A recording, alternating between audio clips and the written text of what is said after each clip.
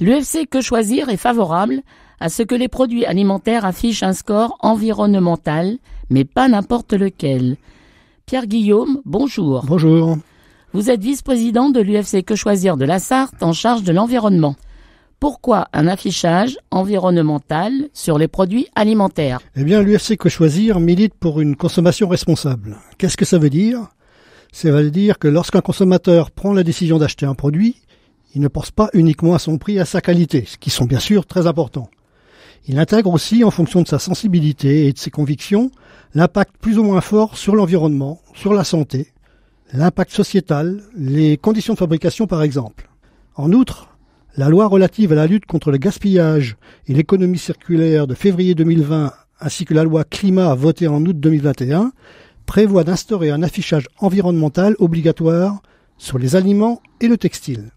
Mais il faut que le consommateur soit informé rapidement avec un indicateur, un score simple à comprendre et visible par un étiquetage sur le produit ou sur son emballage.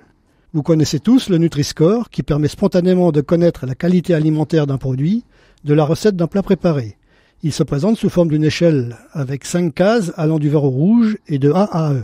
Y a-t-il des systèmes qui sont proposés actuellement pour mesurer l'impact environnemental ? Oui, il y en a 2 principaux qui sont en cours de test. Tous les 2 intègrent une note concernant aussi le bien-être animal. Il y a en premier lieu l'EcoScore, qui est proposé, utilisé même par certains acteurs du secteur, par exemple un collectif dont Yuka, le propriétaire de la fameuse application Yuka, Open Food Facts, et Marmiton par exemple. Et EcoScore donne l'avantage aux productions intensives, qui dégagent moins de gaz à effet de serre par kilo d'aliments. Résultat, 1 kilo de pommes de l'arboriculture intensive avec 40 traitements de pesticides est classé au même niveau qu'un kilo de pommes bio, parfois même un peu mieux. Autre exemple, un lait d'alpage est moins bien classé qu'un lait de vache élevé en bâtiment. Par ailleurs, ce score ne différencie pas ou très peu les divers produits d'une même filière. Cela paraît évidemment incroyable. Quelle est pour vous l'explication ? EcoScore s'appuie sur l'analyse de cycle de vie du produit, de sa fabrication à sa fin de vie en passant par son utilisation. Ceci est valable évidemment pour un boulon, un lave-vaisselle, mais pas pour un produit alimentaire. Ainsi, EcoScore ne tient pas compte de l'impact sur la biodiversité, sur l'eau, sur les sols, sur l'emploi intensif des pesticides. C'est incroyable pour un système censé évaluer l'empreinte environnementale. Pour nous, associations de consommateurs, cela contribue au greenwashing et à la tromperie des consommateurs. Quel est l'autre système ? Je suppose que c'est celui que vous soutenez. Oui, c'est le Planet Score qui est soutenu par l'UFC Que Choisir, France Nature Environnement, Agir pour l'environnement, Génération Future, ainsi que plusieurs instituts et syndicats de bio.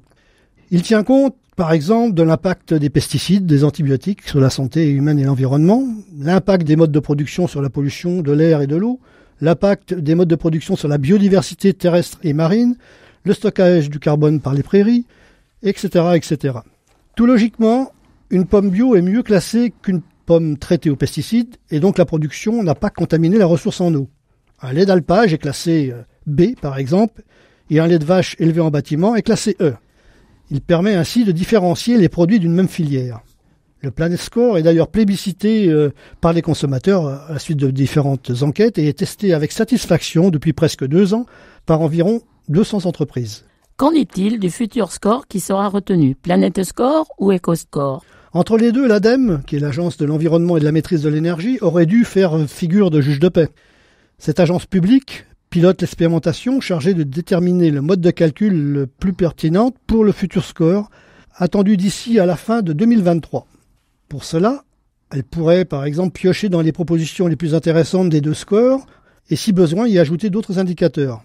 Mais au fil du temps, elle a semblé soutenir l'EcoScore de plus en plus visiblement et de façon de moins en moins objective au regard des manquements importants de l'EcoScore et des avis des scientifiques, des professionnels et des consommateurs.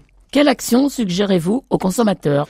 Dans un premier temps, c'est de participer à la consultation publique en cours sur le site du ministère de l'Environnement, la consultation publique.